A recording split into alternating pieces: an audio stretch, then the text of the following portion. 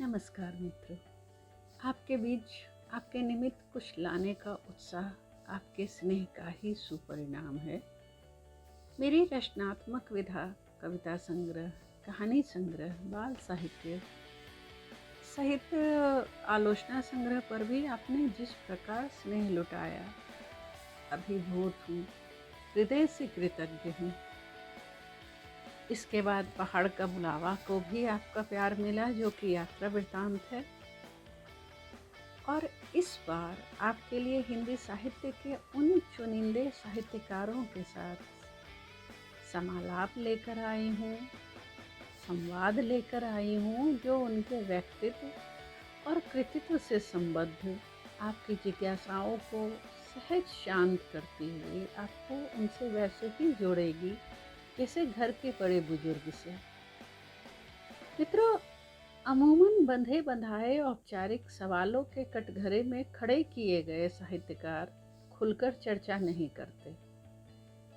जब अनौपचारिक सहज संवाद के बीच में जिज्ञासा प्रकट की जाती है तो वे खुलकर और विस्तृत उत्तर देते हैं, क्योंकि वे संवाद या समालाप के समय सहज रहते हैं।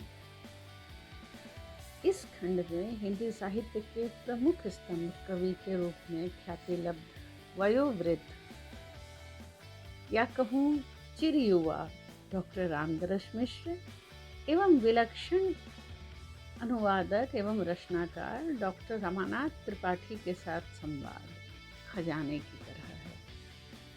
साहित्य समाज के लिए ये दोनों साहित्यकार पीपल वृक्ष के समान हैं। अद्भुत कहानीकार डॉक्टर मधुकर गंगाधर, जिन्हें हमने सन 2020 में खोया, एवं विशिष्ट कथाकार हिमांशु जोशी, जो 2018 में विधेय हो गए। उनके जीवन का अंतिम संवाद, अंतिम साक्षात्कार आप कह लें, इस खंड में दर्ज है। इसके साथ ही विश्वविख्यात कवि डॉक्टर नरेंद्र मोहन, जिन्हें कोरोना ने 2021 को हमसे छीन लिया, इसके साथ उनके साथ किए गए संवाद जीवन के कई पहलू उद्घाटित करते हैं। संवेदना की रचनाकार राजी सेठ, गज़ल गो बाल स्वरूप राही, सामाजिक कहानीकार चित्रा मुदगल एवं सुप्रसिद्ध व्यंग्यकार हरीश नवल के साथ संवाद भी साहित्य, समाज और संस्कृति को समझने हेतु हमारी दृष्टि को व्यापकता देते हैं। इनमें से प्रायः सभी रचनाकारों ने साहित्य को अपनी मूल विधा के साथ कई विधाओं के अवदान दिए हैं, इसलिए उन्हें किसी एक खांचे में रखकर शेष को भुलाया नहीं जा सकता। किसी भी साहित्यकार के लेखन पर उसके बचपन, शिक्षण, परिवेश, समय व विस्तृत समाज का क्या और कैसे प्रभाव पड़ता है, इसे आप प्रत्येक साहित्यकार के संवाद से समझ पाएंगे। एक रचनाकार होने के नाते मेरा यह दायित्व था कि मैं नई पीढ़ी के लिए कुछ ऐसी सौगात लाऊं जो एक साथ दुर्लभ है।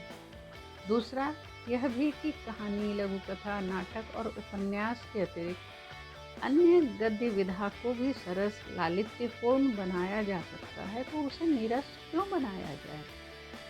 चाहे वह यात्रा वृतांत हो, किसी व्यक्तित्व से जुड़ा संस्मरण हो या कि समालाप।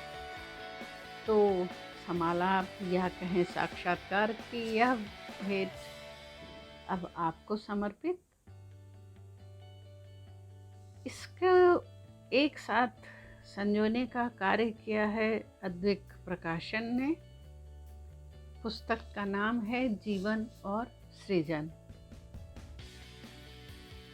मुझे पूरी उम्मीद है कि छात्र, युवा पीढ़ी और इस दिशा में जुड़े जो भी लोग हैं, उन्हें यह पुस्तक सहयोगी के रूप में नज़र आएगी। तो मित्रों, पढ़ने के बाद मुझे अपनी प्रतिक्रिया से अवगत कराना नहीं भूलेंगे। मुझे आपका इंतज़ार रहेगा।